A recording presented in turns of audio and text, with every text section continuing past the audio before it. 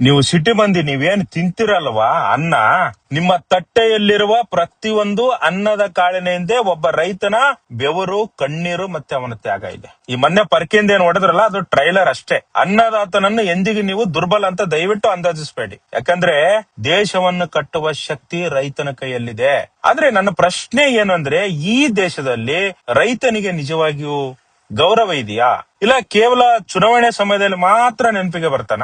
ರೈತ ತನ್ನ ಹಕ್ಕಿಗಾಗಿ ಧ್ವನಿ ಎತ್ತಿದ್ದಾನ ಅಂದ್ರೆ ಅದು ಕೇವಲ ಒಬ್ಬ ವ್ಯಕ್ತಿಯ ಕೋಪವಲ್ಲ, ಲಕ್ಷಾಂತರ ರೈತರ ನೋವಿನ ಪ್ರತಿಧ್ವನಿ ಅದು. ಆದ್ರೆ ಏಕೆ ಅವನ ಧ್ವನಿಯನ್ನು ಮೌನಗೊಳಿಸ್ತಕ್ಕಂತ ಒಂದು ಪ್ರಯತ್ನ ಮಾಡಲಾಗ್ತಾ ಇದೆ? ಏಕೆ ಅವನ ಹೋರಾಟವನ್ನು ರಾಜಕೀಯ ಆಟವನ್ನಾಗಿ ಮಾಡಲಾಗ್ತಾ ಇದೆ? ಏಕೆ ಅವನನ್ನು ದೇಶದ ಶತ್ರುವಿನಂತೆ, ಒಬ್ಬ ಟೆರರಿಸ್ಟ್ ನಂತೆ ಚಿತ್ರೀಕರಿಸಲಾಗ್ತಾ ಇದೆ? ಅಭಿವೃದ್ಧಿ ಬೇಕು, ಆದ್ರೆ ಅದ್ರ ಜೊತೆ ನ್ಯಾಯವೂ ಬೇಕು, ಸಂವಾದವೂ ಬೇಕು, ಗೌರವವೂ ಬೇಕು. ದಯವಿಟ್ಟು ಅನ್ನದಾತನಿಗೆ ಗೌರವ ಕೊಡಿ. ನೀವು ಕೊಟ್ಟಿಲ್ಲ ಅಂದ್ರೆ, ಅವನ ಪರವಾಗಿ ಧ್ವನಿ ಎತ್ತಿಲ್ಲ ಅಂದ್ರೆ ಒಂದು ದಿನ ನಿಮಗೆ ಅನ್ನವೇ ಸಿಗದ ಇರ್ತಕ್ಕಂತ ಪರಿಸ್ಥಿತಿ ಬಂದ್ರು ಬರಬಹುದು. ಈ ಮಾತು ಸರಿ ಅನ್ಸಿದ್ರೆ ನೋಡ್ರಿ, ನೀವ್ ಏನ್ ಮಾಡ್ತೀರಿ ನಿಮಗ್ ಬಿಟ್ಟಿದ್ದು. ಜೈ ಜವಾನ್ ಜೈ ಕಿಸಾನ್. ನನ್ನ ಫಾಲೋ ಮಾಡಿ. ನಿಮ್ಮ ಪ್ರೀತಿ ಮತ್ತೆ ಬೆಂಬಲ ನನ್ನ ಶಕ್ತಿ.